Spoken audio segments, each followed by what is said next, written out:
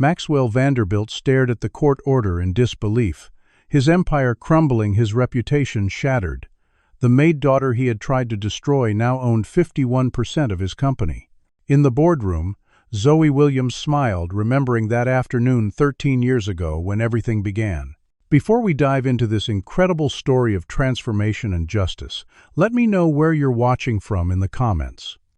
Hit that like button right now if you've ever witnessed someone's perspective completely change when faced with their own prejudice. Subscribe to join our storytelling family, and never miss these powerful tales of social change. Now, let's go back to that fateful afternoon when a billionaire's world began to unravel with a simple game of chess. Maxwell Thornton stepped off his private helicopter onto the manicured lawn of his Connecticut estate, the rotors still whirring overhead as his personal assistant handed him his briefcase. At 48 years old, the billionaire CEO of Thornton Innovations carried himself with the confidence of a man accustomed to controlling everything in his domain, from cutting-edge technology patents to the precise temperature of his Tate imported mineral water. The sprawling 30,000-square-foot mansion loomed before him, its neoclassical columns and perfect symmetry reflecting the order he demanded in all aspects of his life. Maxwell had not planned to return home from Tokyo for another 3 days, but the international expansion deals had concluded earlier than expected, and for once, exhaustion had trumped his workaholic tendencies. The thought of spending unexpected time with his 10-year-old son Jackson brought a rare smile to his otherwise stern face. Jackson was the one pure joy in Maxwell's life since his wife's death 5 years ago, and despite his demanding schedule, Maxwell tried to be present for his son whenever possible.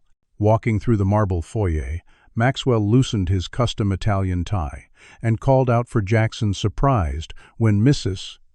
Winters, the head housekeeper, informed him that the young master was in the garden pavilion. Seeking quiet time with his son, Maxwell strolled through the east wing toward the gardens, the late afternoon sun casting long shadows across the immaculate landscape.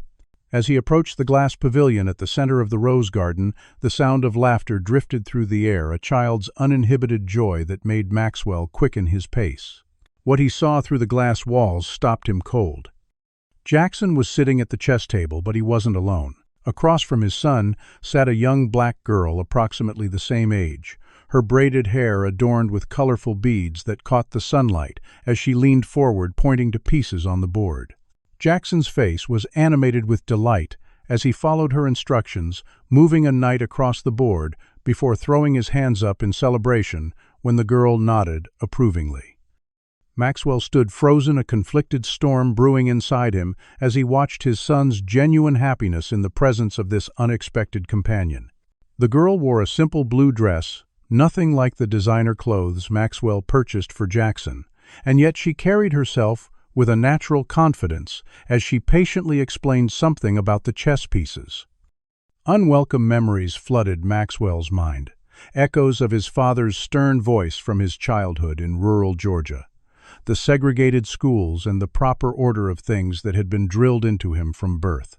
Thornton men didn't associate with those people, except as servants or laborers his father had insisted countless times during Maxwell's formative years.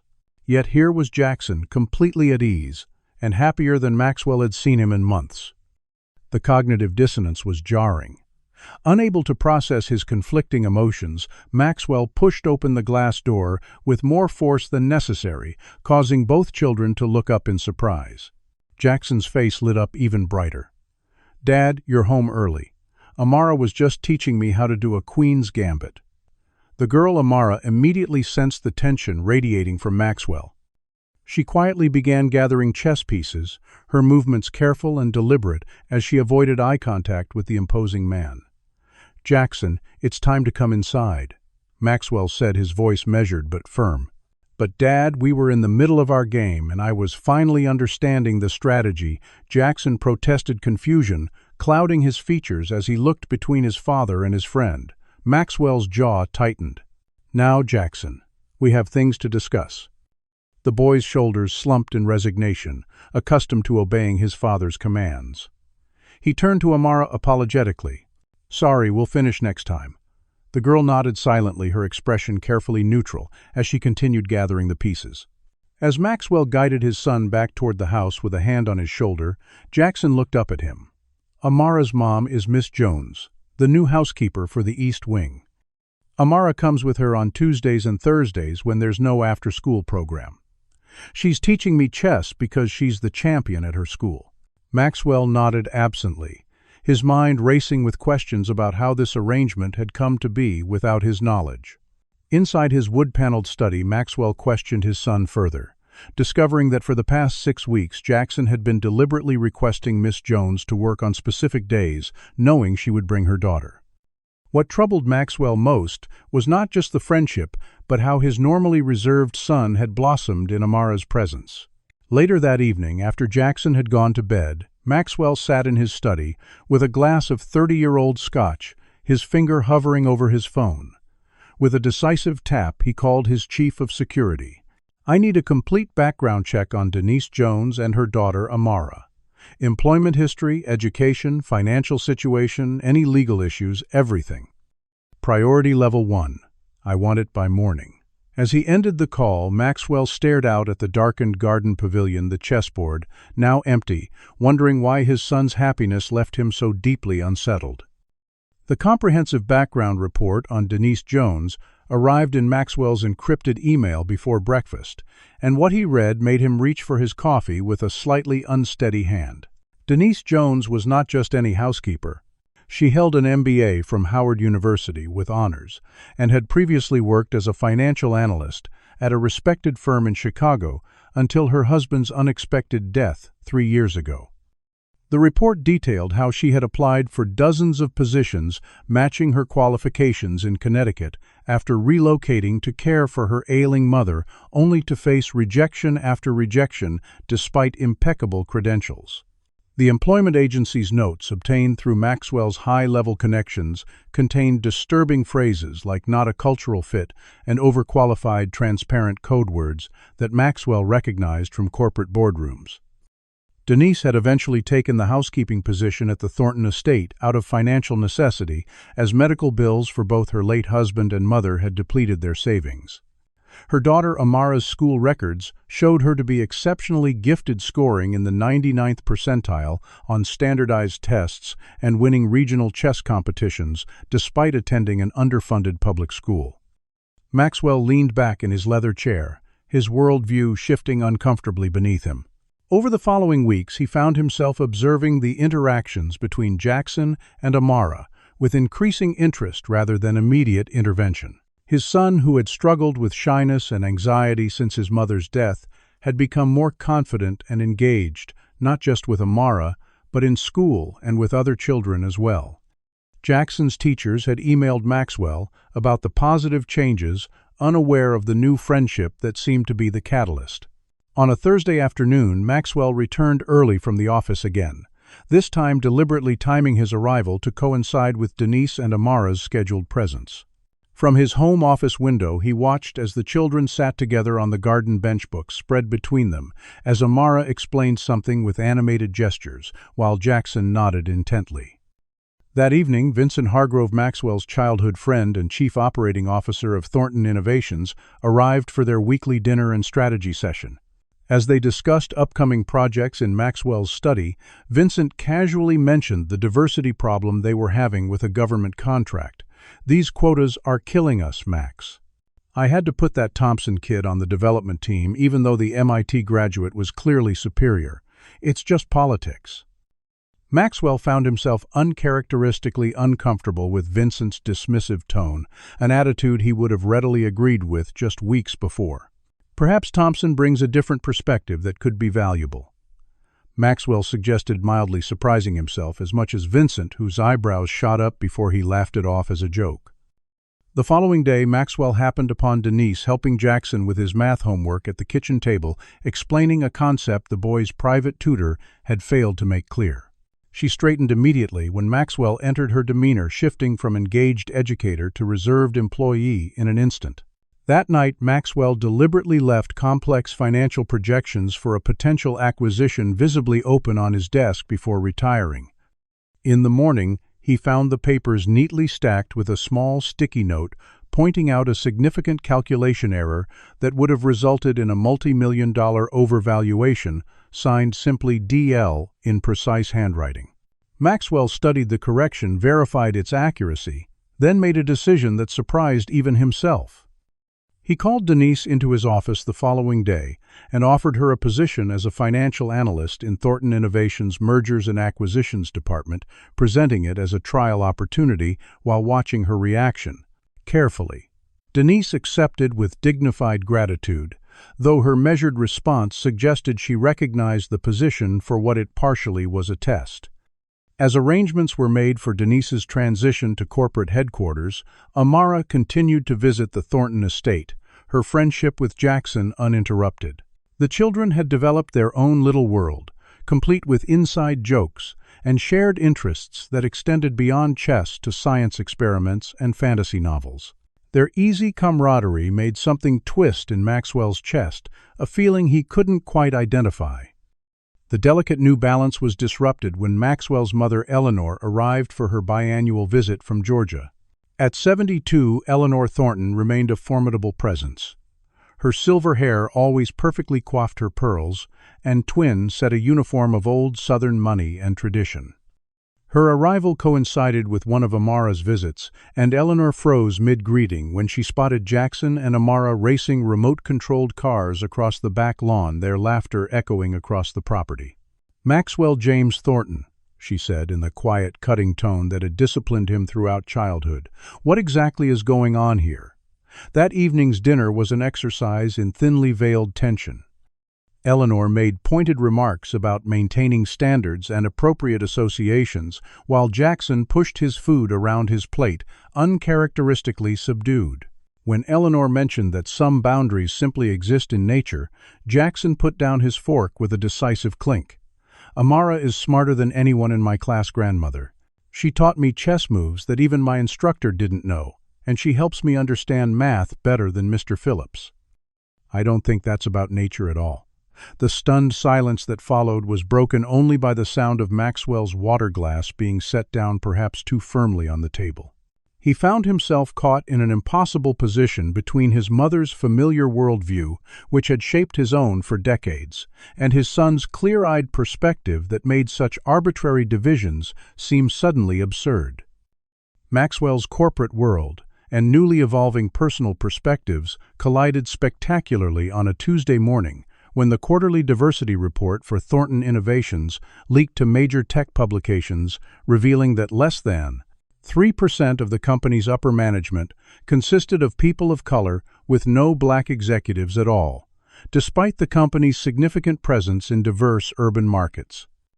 The hashtag number #ThorntonSoWhite began trending by lunchtime, and by close of business, 3 major clients had publicly expressed concerns about their continued partnerships.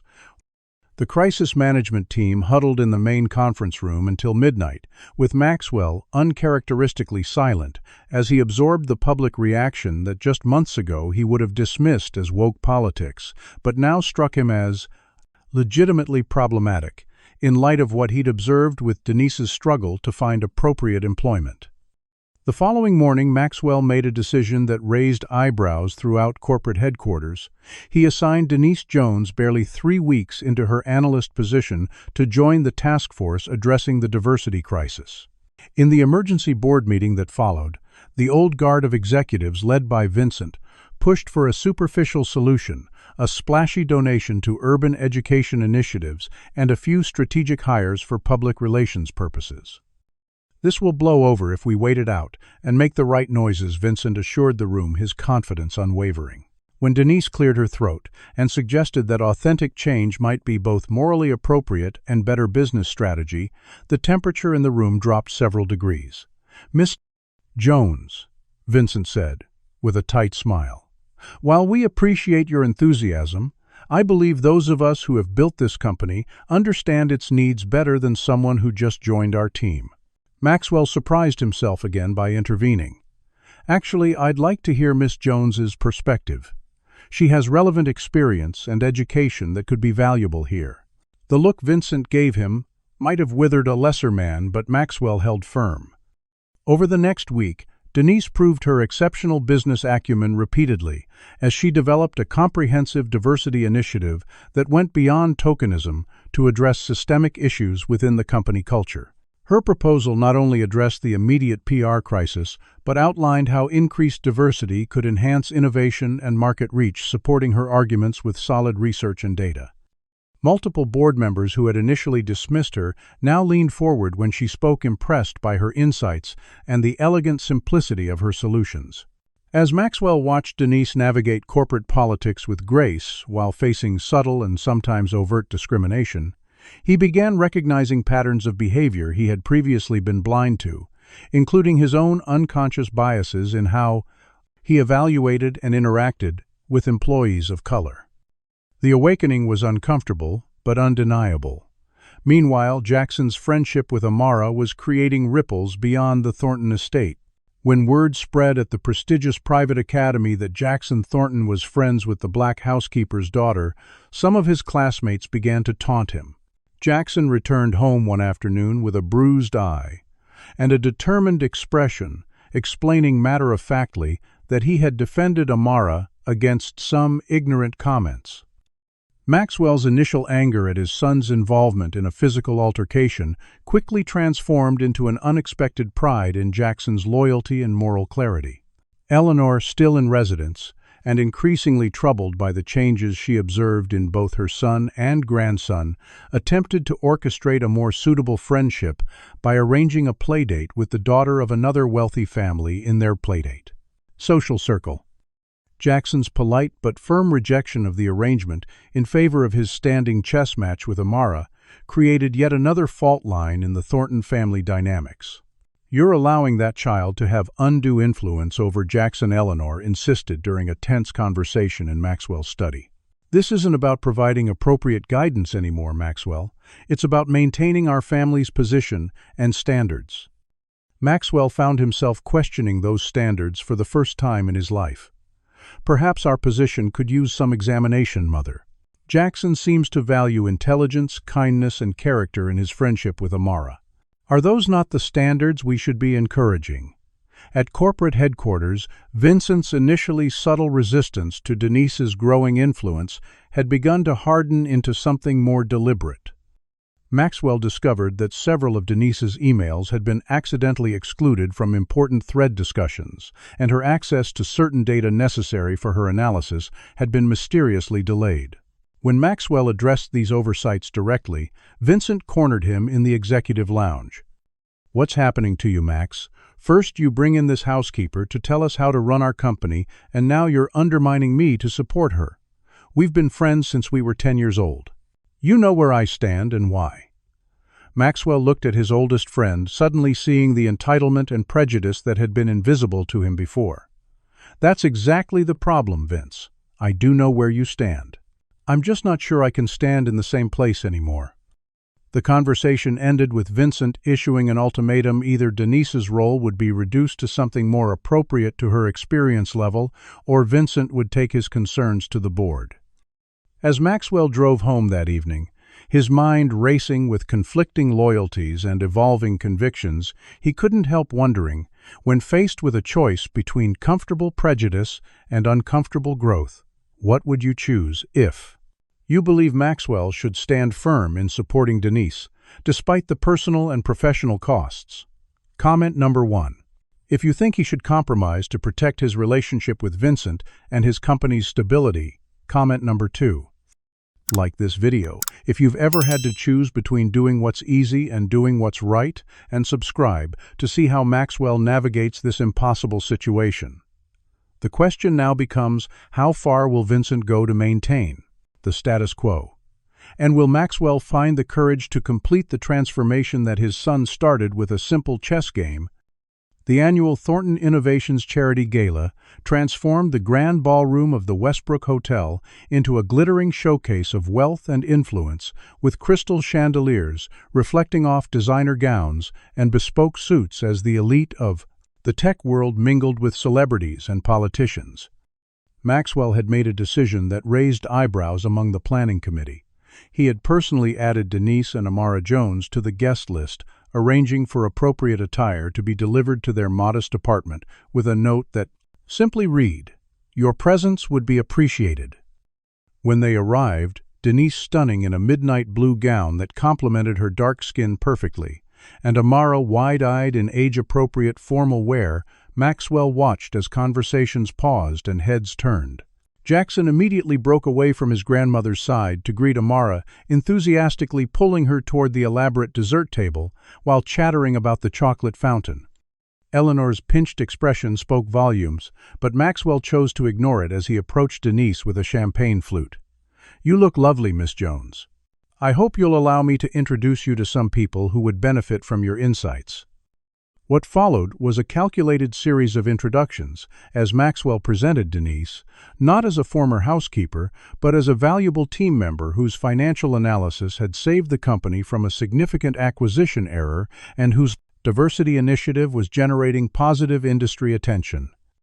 The narrative he crafted deliberately emphasized her Howard MBA and financial background, while minimizing her domestic employment, a subtle manipulation of perception that Maxwell had mastered in business contexts, but was now employing for a very different purpose. Vincent watched this performance from across the room, his expression darkening with each introduction until he excused himself from a conversation with major investors and disappeared into the crowd. What Maxwell didn't see was Vincent cornering a nervous waiter and slipping him a folded $100 bill with whispered instructions.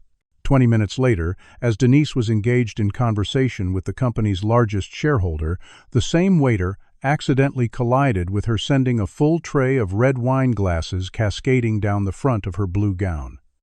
The horrified gasps and sudden attention created exactly the scene of humiliation Vincent had intended, positioning Denise as out of place and uncomfortable in the rarefied atmosphere of wealth and privilege. What Vincent hadn't anticipated was the quick thinking of Jackson and Amara, who had witnessed his exchange with the waiter from their hiding spot beneath the dessert table. While adults awkwardly offered napkins and apologies, the children slipped through the crowd to find Maxwell tugging urgently at his sleeve to reveal what they had seen. Maxwell's response was immediate and decisive. He strode to Denise's side, removed his own tuxedo jacket, and draped it around her shoulders with a gallant smile. "I believe this calls for an impromptu announcement," he said loudly enough to capture the attention of nearby guests before guiding Denise to the small stage where the string quartet had paused between selections. With practiced ease, Maxwell took the microphone, his commanding presence silencing the room. "Ladies and gentlemen, I'd like to take this opportunity to formally announce Thornton Innovations' new Diversity and Innovation Initiative, which will be spearheaded by our brilliant analyst Denise Jones, who, despite someone's prided to the 70-yard. Petty attempt at sabotage this evening demonstrates the grace and professionalism that exemplifies our company's future direction." The pointed look he directed at Vincent left little doubt about his awareness of the situation. As applause filled the ballroom, more genuine than the usual polite reception for corporate announcements, Maxwell experienced a profound sense of clarity. He remembered his father Jeremiah Thornton III, holding court in their Georgian mansion, explaining to young Maxwell how certain people would never have the natural capacity for leadership or innovation, beliefs that had been presented as immutable facts rather than the prejudices they were. With sudden, painful clarity, Maxwell recognized how he had unconsciously perpetuated those same patterns in building Thornton Innovations, dismissing qualified candidates because they didn't fit his narrow image of excellence, an image that had been shaped by his father's bigotry rather than reality. The revelation was uncomfortable but undeniable as he watched Denise smoothly turning the awkward wine incident into a self-deprecating joke that charmed the assembled guests, demonstrating emotional intelligence and social dexterity that many of his current executives sorely lacked. As the evening progressed, another crisis emerged when the company's newest software platform crashed during a live demonstration for potential investors. While the technical team panicked backstage, Denise calmly stepped in, using her understanding of both the financial implications and the technical challenges to reassure the concerned investors, successfully turning a potential disaster into an opportunity to highlight the company's problem-solving approach. Maxwell officially announced Denise's promotion to executive status that same evening, a decision that was met with enthusiastic support from most attendees, but a cold, furious silence from Vincent and a few old guard executives. When Eleanor cornered Maxwell near the coat check, as the event wound down, her displeasure was palpable. "Your father would be appalled by what you've done tonight," she hissed, pearl necklace clutched in white-knuckled fingers. "If you continue down this path, don't expect to maintain your position in the family trust. There are conditions, as you well know." For the first time in his life, Maxwell stood firm against his mother's manipulation. "Then perhaps it's time those conditions were challenged, Mother. I'm making the right choice, even if it's taken me far too long to see it." Later that week, as Denise settled into her new executive office with its sweeping view of the Connecticut coastline, Vincent was orchestrating his counterattack, quietly meeting with sympathetic board members and documenting every perceived misstep in Denise's performance, however minor. His campaign might have gained more traction if not for an unexpected development. Amara became suddenly ill with a rare condition requiring treatment from specialists at Johns Hopkins.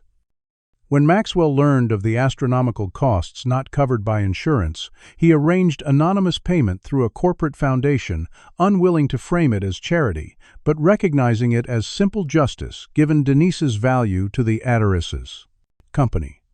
Denise, however, was far from naive, and her financial background made it easy for her to trace the source of the mysterious funding. When she confronted Maxwell in his office after hours, the professional boundaries between them shifted into something more complex and honest. "You didn't need to hide your involvement," she said quietly. "I'm fully capable of accepting help when it's offered respectfully." Maxwell nodded, understanding the dignity behind her words. "It wasn't charity, Denise. It was an investment in exceptional talent, both yours and Amara's." The genuine respect in his voice created a new foundation for their working relationship, one based on mutual recognition rather than hierarchical positioning. As summer approached, Jackson and Amara's friendship continued to deepen their conversations, expanding from chess strategies to dreams of future careers and changing the world. Maxwell occasionally overheard these earnest exchanges, struck by how much more advanced their thinking was compared to his own at their age, how unencumbered by the prejudices that had limited his vision. After one such conversation, Maxwell sat alone in his study, contemplating how his company's future, and indeed his family's legacy, now seemed inextricably linked to embracing the very changes he would have resisted mere months ago. All because his son had befriended a housekeeper's daughter over a chessboard. Maxwell's corporate jet touched down at Geneva International Airport for a crucial meeting with European investors. The Swiss landscape, a world away from the mounting tensions at Thornton Innovations headquarters. He had been reluctant to leave, given Vincent's increasingly hostile maneuvering, but the international expansion couldn't wait, and Maxwell trusted Denise to manage the diversity initiative's implementation during his brief absence. That trust proved misplaced, not because of any failing on Denise's part, but because Vincent had been planning his move for weeks, waiting for the perfect opportunity to strike. The emergency board meeting was called without Maxwell's knowledge, carefully timed during the 8-hour flight when he would be unreachable. Vincent presented meticulously crafted evidence suggesting that Denise was an industrial spy, allegedly feeding proprietary information to a competitor. The documents were sophisticated forgeries, but convincing enough to raise serious concerns among board members already uncomfortable with the rapid changes Maxwell had been implementing. The vote to terminate Denise's employment immediately and launch a full investigation passed 7-2, with only Maxwell's most loyal allies opposing the motion. By the time Maxwell's plane landed and he checked his messages, Denise had already been escorted from the building by security, her access badges and company devices confiscated as she was marched through the lobby past shocked colleagues.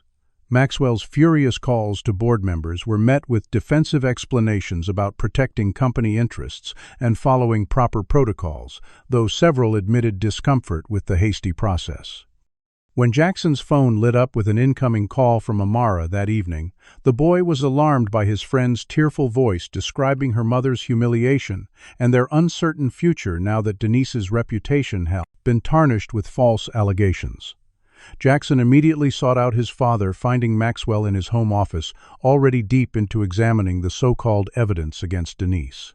"Dad, you have to fix this," Jackson insisted with a conviction that belied his 10 years. "Miss Jones didn't do anything wrong. This is because she's black, isn't it? Like when Jeremy's dad wouldn't let him come to my birthday because Amara would be here." The simple clarity of his son's assessment cut through Maxwell's diplomatic considerations, laying bare the ugly truth beneath corporate politics. With Jackson's moral compass as his guide, Maxwell began a thorough investigation into Vincent's claims, utilizing his personal security team rather than company resources. What they uncovered went far beyond fabricated evidence against Denise. Financial forensics revealed that Vincent had been systematically embezzling from diversity recruitment funds for years, redirecting resources meant for minority outreach programs to shell companies he controlled. More disturbing were the dozens of buried complaints from qualified minority candidates who had been rejected after Vincent's final interviews, despite excellent recommendations from hiring managers. The pattern was unmistakable and damning, revealing not just personal prejudice, but systematic sabotage of any attempt to diversify the company's talent pool. Armed with irrefutable evidence, Maxwell confronted Vincent in his palatial Greenwich home rather than the office, knowing the conversation needed to happen away from corporate eyes and ears. "You're destroying everything we built," Vincent snarled after Maxwell laid out what he had discovered, his handsome features contorted with genuine anger. "Bringing these people into leadership positions dilutes our brand, our culture. Your father understood that. You used to understand that." Maxwell remained calm, though his hands trembled slightly with suppressed rage. "What I understand now is that I've been complicit in discrimination that has cost our company incredible talent and innovation. That ends today." Vincent's laugh was ugly, dismissive. "You think you can just flip a switch and become the great white savior? I have recordings, Max. All those meetings where you agreed with me about cultural fit and maintaining standards. Every joke, every comment, every time you passed over a qualified minority candidate because they didn't seem quite right for Thornton's image. If I go down, your precious new reputation goes with me." The threat hung in the air between them, decades of friendship dissolving in the acid truth of shared culpability. Maxwell knew Vincent wasn't bluffing, knew that his own past words and actions could indeed destroy the fragile new direction he was attempting to establish. Yet standing in that moment, Maxwell made the choice that would define the next chapter of his life. Then we both face the consequences. But the company changes with or without us. As Maxwell drove home, his phone buzzed with a message from Denise sent from a personal email rather than her now deactivated company account. The rival tech firm Digital Frontier had offered her a VP position with a substantial compensation package and relocation assistance to their Seattle headquarters. The subtext was clear: she and Amara would be moving across the country, far from Thornton Innovations and the Thornton family. When Maxwell shared this development with Jackson that evening, his son's devastation was profound. "But Amara is my best friend. She can't move to Seattle. That's like 3,000 miles away." The distance measurement, so precise in his young mind, underscored the imminent loss he faced. Maxwell recognized that Denise and Amara had become far more important to their lives than he could have imagined 6 months earlier, not just as catalyst for his own awakening, but as valuable connections in their own right.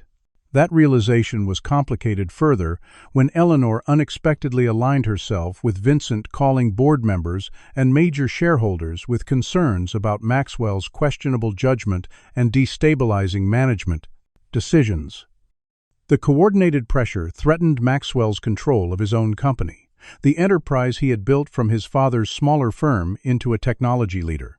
Meanwhile, Denise had discovered something neither Maxwell nor Vincent had noticed: a critical flaw in the source code for Thornton's newest security product, one that would create vulnerabilities for every corporate client once deployed.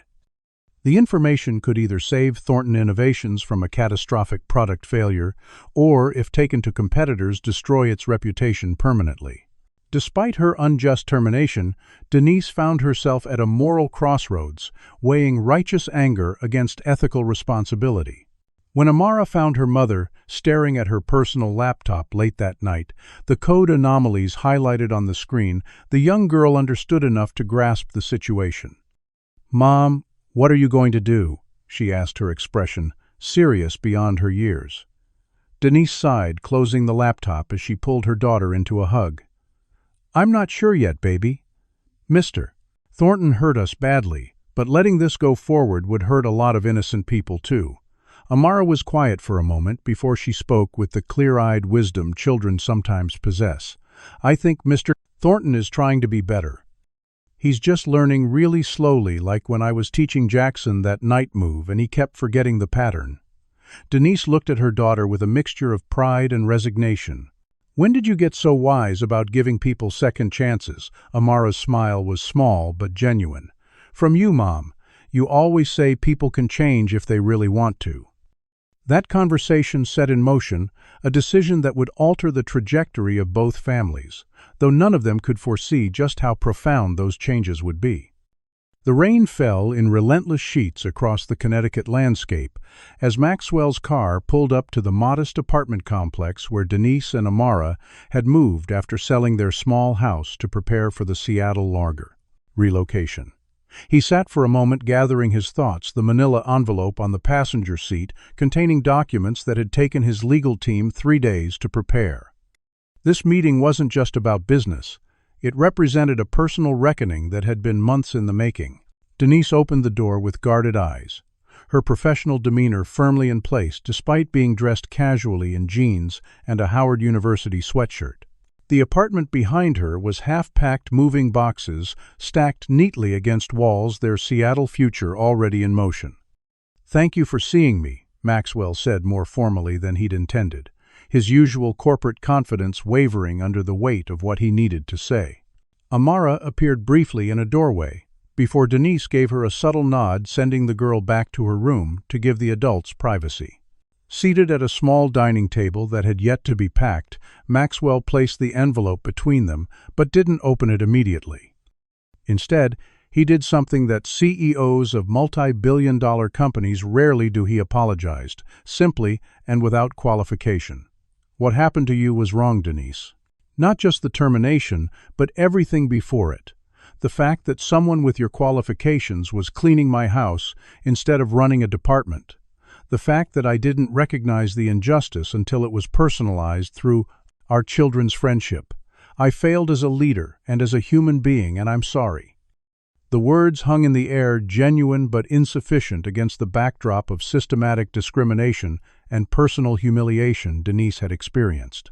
Her response was measured, neither accepting nor rejecting his apology outright. "Acknowledgement is a beginning, Mr. Thornton, but what matters now is action. What do you intend to do about the systemic issues at your company, regardless of my individual situation?" It was this response, this ability to see beyond personal grievance to the larger principles at stake, that confirmed for Maxwell that he was making the right decision. Opening the envelope, he laid out the documents one by one, a formal retraction of all allegations against Denise, a public statement acknowledging the false nature of the claims, a reinstatement offer with promotion to Vice President of Promotion, financial strategy, and most significantly, a legal framework for a new division of the company that would operate under Denise's leadership with substantial autonomy. "I don't just want to fix my mistake," Maxwell explained, as Denise reviewed the documents with the sharp attention to detail that had made her valuable in the first place. "I want to create something better going forward, a model for what equitable business can look like. But I can't do that without you." The alliance that formed that afternoon in the small apartment was tentative at first, built on pragmatic mutual interest, rather than trust which had been too badly damaged to restore quickly. Denise agreed to delay the Seattle move, temporarily accepting the reinstatement with clear conditions about her authority and independence within the company structure. What neither of them anticipated was Eleanor witnessing their professional collaboration firsthand during a surprise visit to corporate headquarters the following week. The elegant matriarch had arrived unannounced, intending to continue her campaign against Maxwell's new direction, only to observe Denise skillfully mediating a tense disagreement between the marketing and engineering teams, her solution satisfying both departments while advancing the company's strategic goals. Eleanor said nothing in the moment, but the calculating look in her eyes suggested her perspective was at least being challenged, if not yet changed. The fragile new alliance between Maxwell and Denise gained unexpected support from an unlikely quarter when Jackson and Amara, thrilled to be reunited, became amateur detectives at a children's charity event hosted by the company. Bored with the formal adult activities, the children had created their own entertainment by hiding beneath tables and behind curtains, playing an elaborate spy game that became unexpectedly real when they overheard Vincent in hushed conversation with two board members explicitly discussing plans to fabricate additional evidence against Denise and to challenge Maxwell's leadership on grounds of erratic decision-making. The children's recording, captured on Jackson's tablet and presented to their parents with solemn importance, provided crucial evidence of Vincent's ongoing sabotage efforts. Vincent, upon discovering their investigation, escalated from corporate manipulation to more direct threats. Using his extensive connections, he arranged for Denise's mortgage application to be mysteriously rejected despite her excellent credit and new position. When Amara was suddenly removed from the advanced placement program at her school without explanation, the connection was impossible to ignore. Maxwell responded by deploying the full force of his resources to protect Denise and Amara, assigning security personnel, leveraging legal channels to counter the mortgage discrimination, and personally visiting the school principal to address Amara's program status. The corporate investigation into Vincent's activities intensified, revealing a pattern of discrimination and financial impropriety that extended back years. Despite mounting evidence, Vincent maintained sufficient board support to remain dangerous, attempting a particularly vicious move when he tried to frame Denise for financial irregularities that his own team had created. Maxwell found himself in the unfamiliar position of putting his personal reputation on the line for someone else publicly challenging the accusations and demanding a thorough, independent investigation that would ultimately clear Denise while implicating members of Vincent's team. The most unexpected development in this period of turmoil came from Eleanor, who witnessed something that profoundly challenged her lifelong beliefs. While visiting the Thornton estate, she observed Amara fiercely defending Jackson against several of his classmates who had come to study but began mocking him for his friendship with the help's daughter. Amara's articulate, principled response and obvious loyalty to Jackson created hairline fractures in Eleanor's prejudices, cracks that widened during a subsequent conversation where the girl respectfully but confidently engaged with Eleanor's thinly veiled discriminatory comments. "My grandmother taught me that character doesn't come from wealth or color, ma'am," Amara said with the directness of childhood, "but from how you treat others when it's hard to do the right thing." The corporate conflict reached a very public climax when Maxwell directly challenged Vincent during the company's sponsorship of a major technology ethics conference.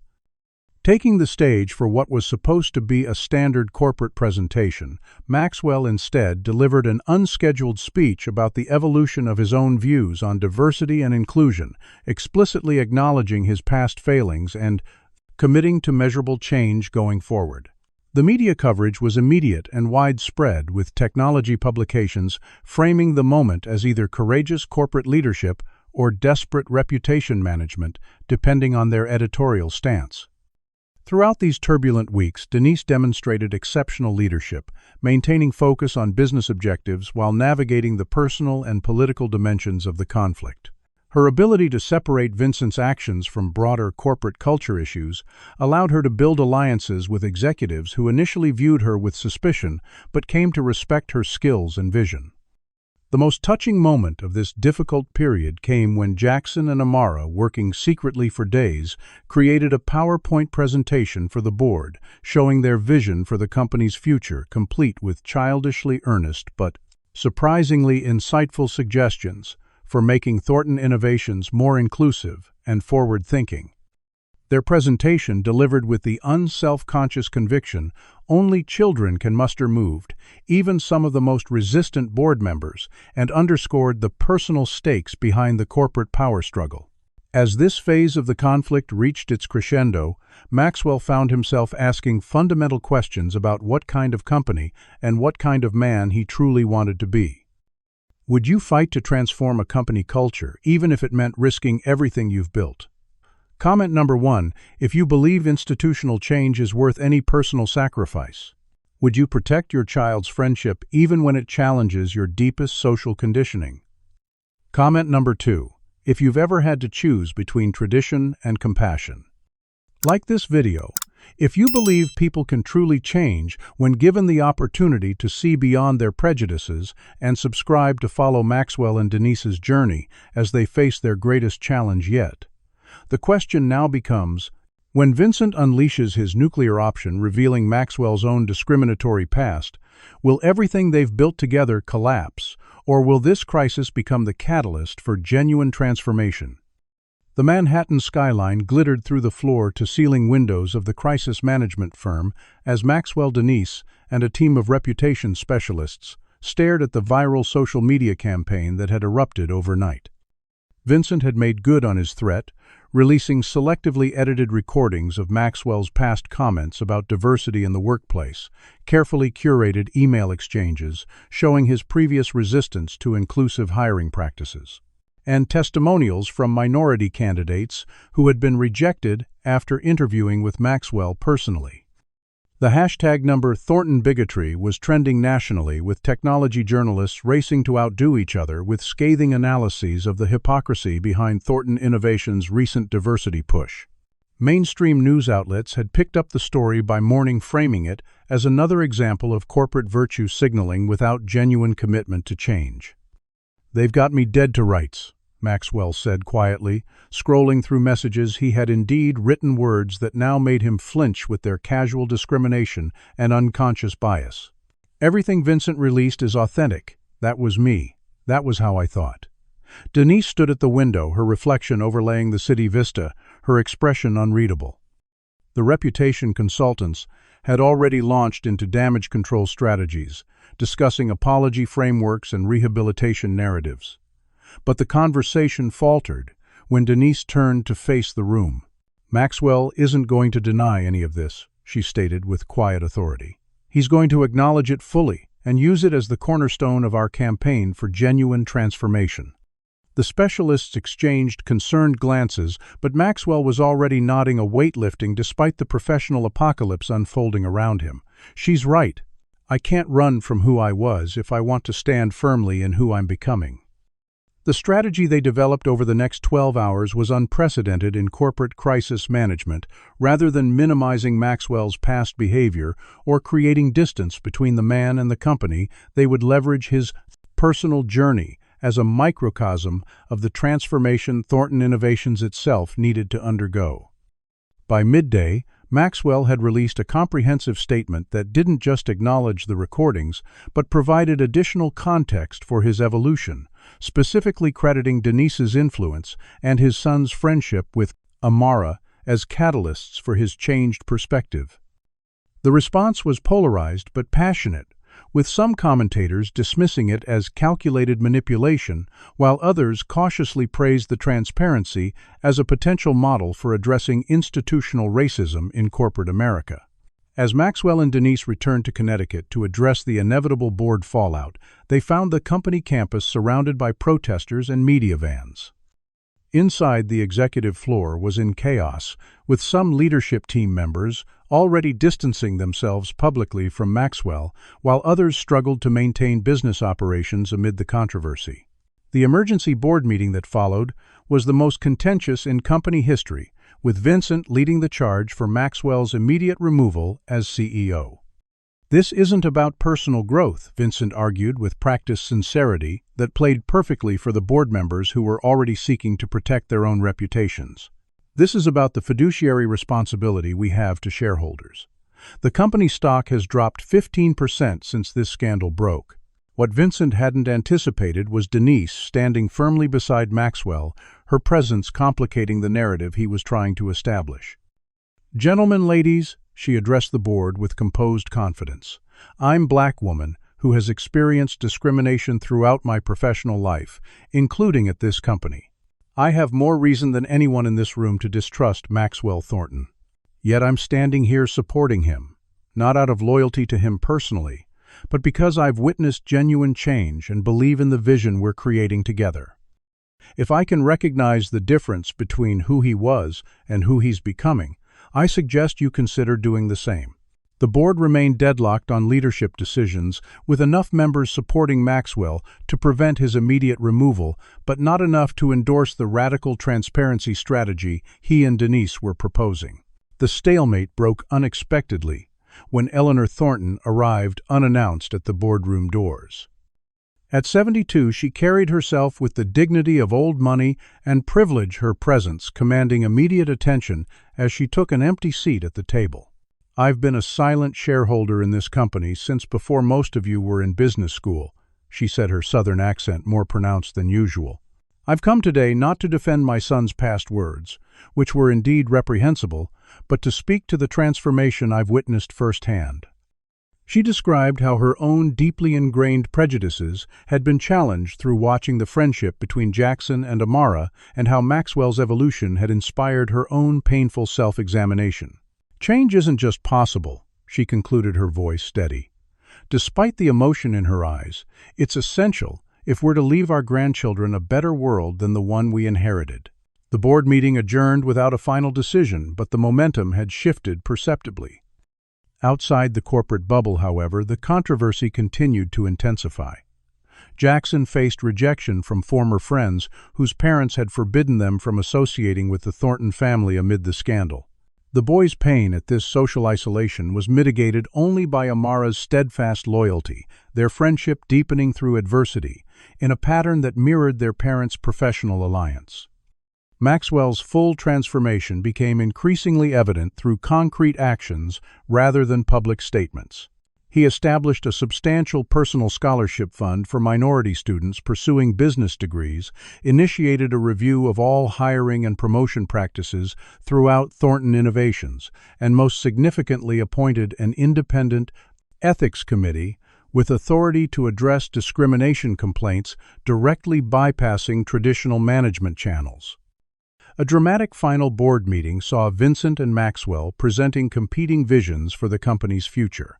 Vincent offered a conservative approach focused on minimizing further controversy and gradually implementing modest diversity initiatives without fundamentally challenging existing power structures.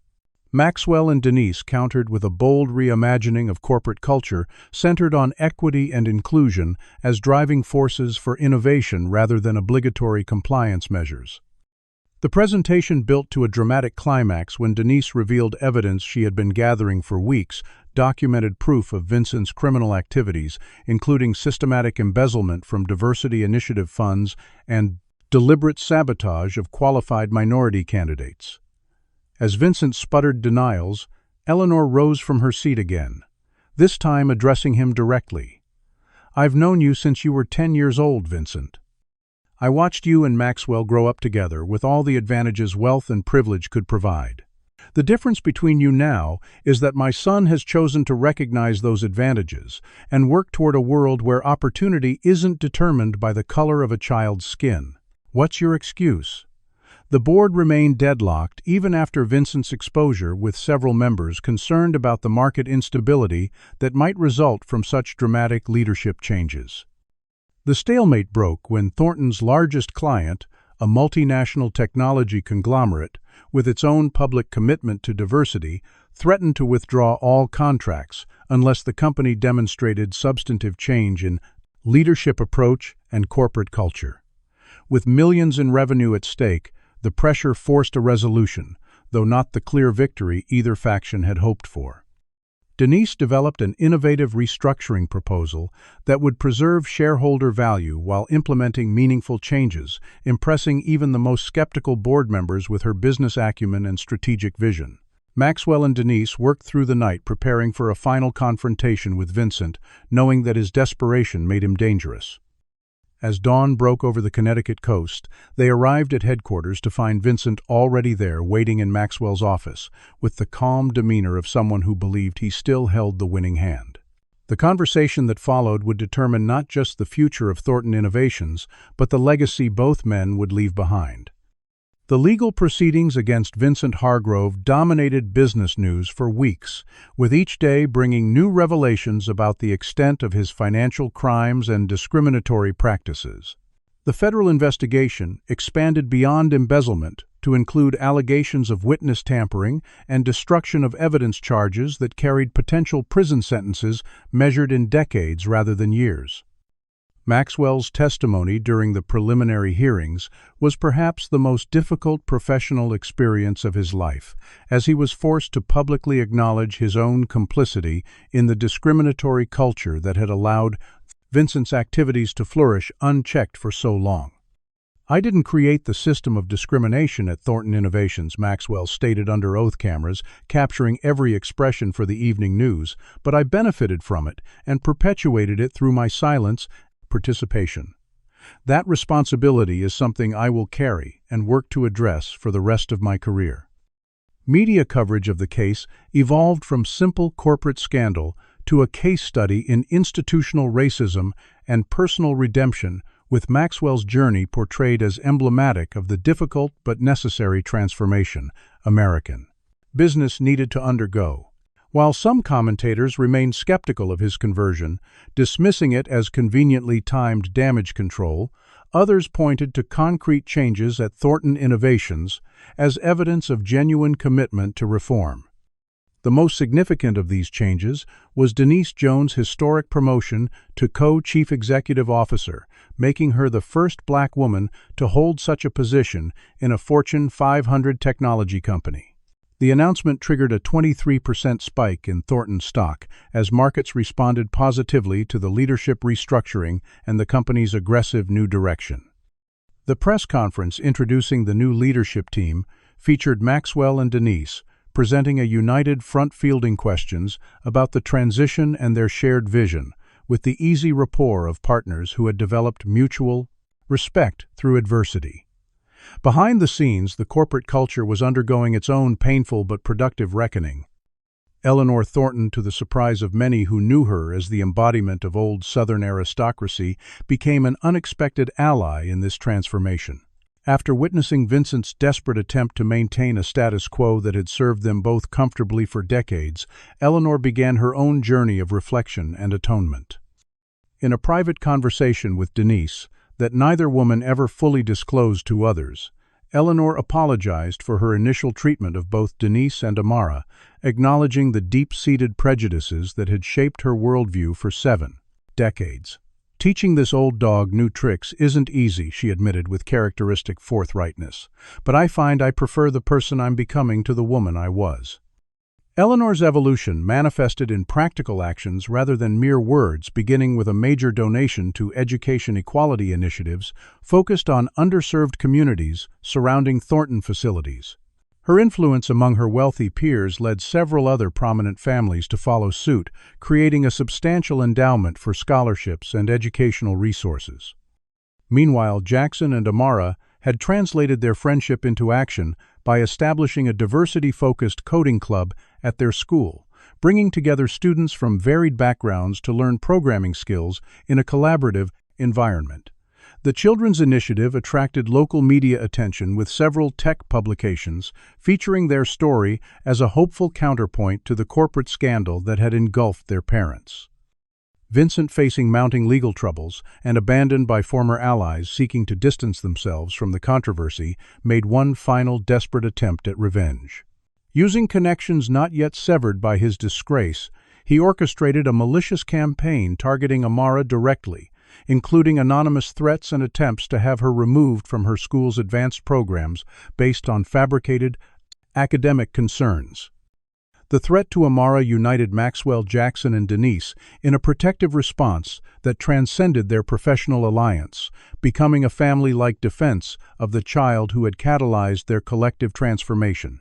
Maxwell deployed security personnel to ensure Amara's safety, while Denise worked through legal channels to identify and address the sources of harassment.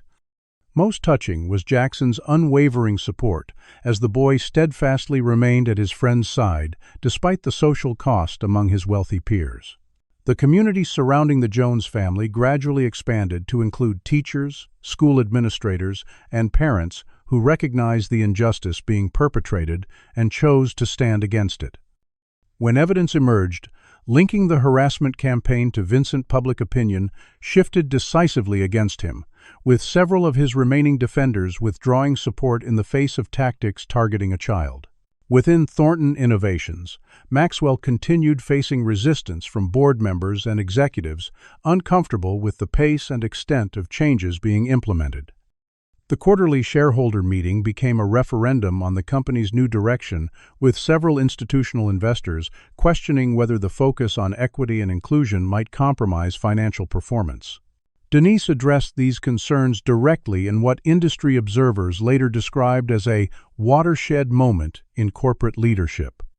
Diversity isn't a charitable initiative or a marketing strategy, she explained, her quiet confidence commanding attention from the assembled investors. It's a competitive advantage in a global marketplace. By expanding our perspective and drawing from wider talent pools, we're positioning Thornton Innovations to identify opportunities and solve problems our more homogeneous competitors can't even recognize. The data she presented supporting this assertion, showing improved innovation metrics and market responsiveness in recently diversified departments, was sufficiently compelling to maintain shareholder support through the transition period. Maxwell's public acknowledgement of how Amara and Jackson's friendship had changed him became one of the most widely shared clips from the meeting, as he described watching the children together and recognizing the artificial nature of the barriers adults had constructed between human beings. My son saw Amara's intelligence, kindness, and character clearly, without the distorting lens of prejudice that clouded my own vision for too long, he admitted. I'm working to see the world through his eyes now, and I'm a better leader and human being for it. Eleanor's announcement at the same meeting of a substantial personal donation to establish the Thornton Jones Foundation for Educational Equity generated sustained applause, particularly when she revealed that the foundation would be governed by a board comprised primarily of educators and community leaders from underrepresented groups. Vincent's final defeat came when his remaining allies abandoned his legal defense fund after the revelation of his targeting of Amara, leaving him to face the consequences of his actions without the shield of wealth and influence that had protected him throughout his career. His letter from pretrial detention, expressing regret not for his financial crimes, but for the destruction of a friendship that had defined his life, revealed how little he had understood the moral stakes of the conflict, even at its conclusion. As the reckoning phase drew to a close, Denise and Maxwell implemented sweeping changes to company policy, from recruitment and promotion practices to compensation structures, designed to address historical inequities. The company's transformation from embattled corporation to industry model happened gradually but definitively, with each quarter's results validating their approach not just morally but financially, as innovation and market responsiveness improved under more diverse leadership. The foundations were being laid for something truly revolutionary in American business, though neither Maxwell nor Denise could yet envision how completely their partnership would reshape not just Thornton Innovations, but their own futures as well.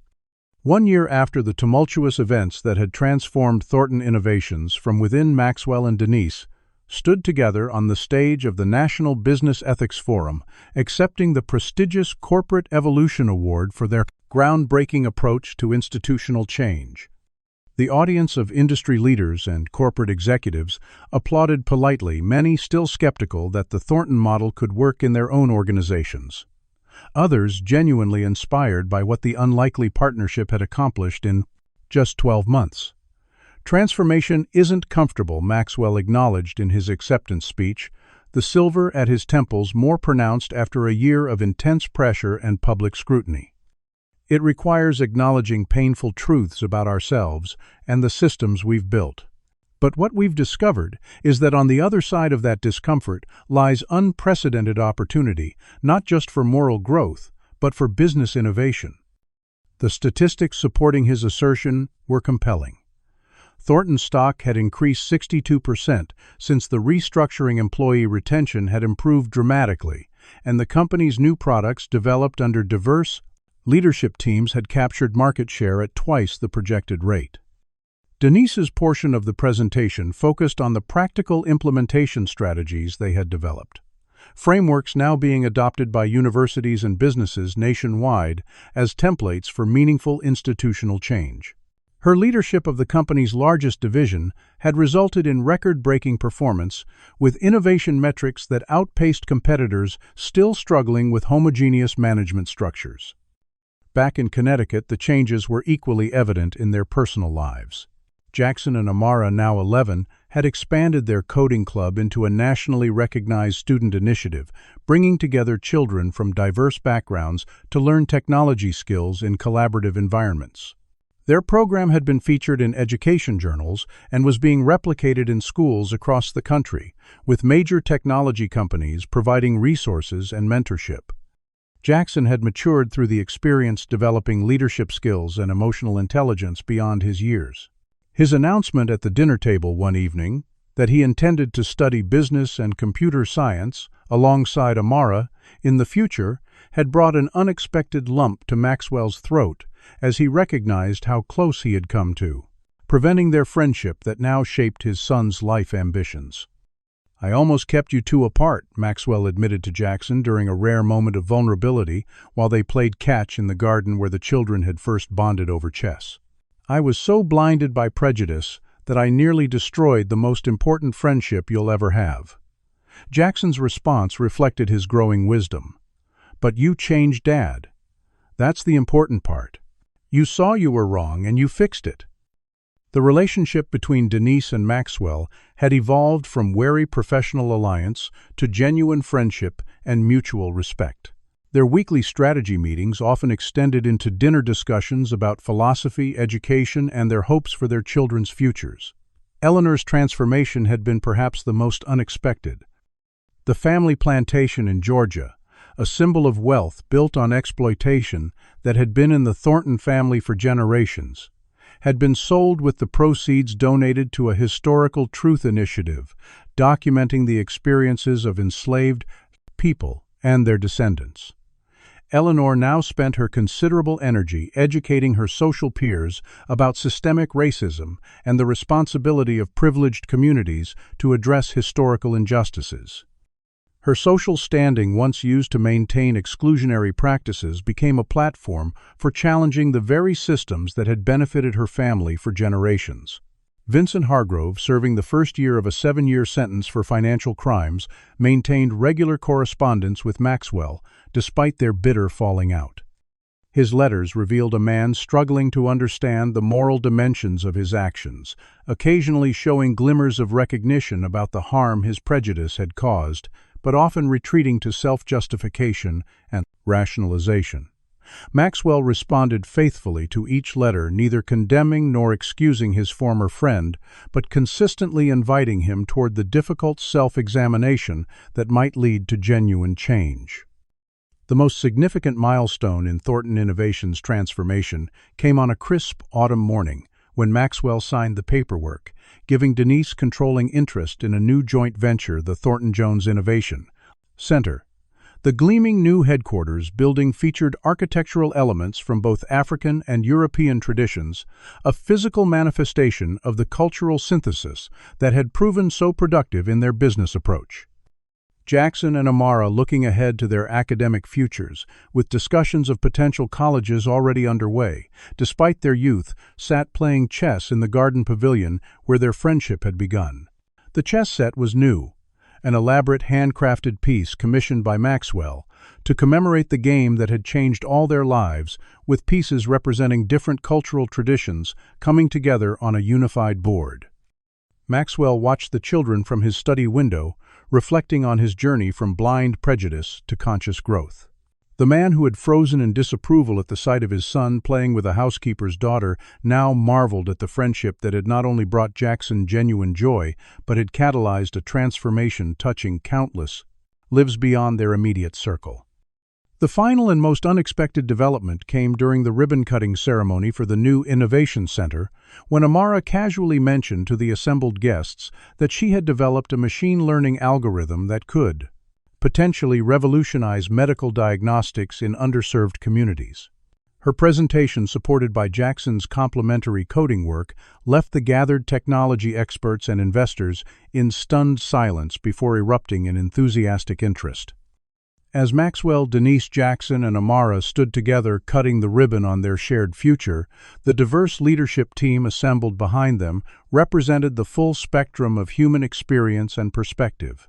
The transformed company now stood as a testament to what becomes possible when artificial barriers are removed and human potential is recognized regardless of its packaging.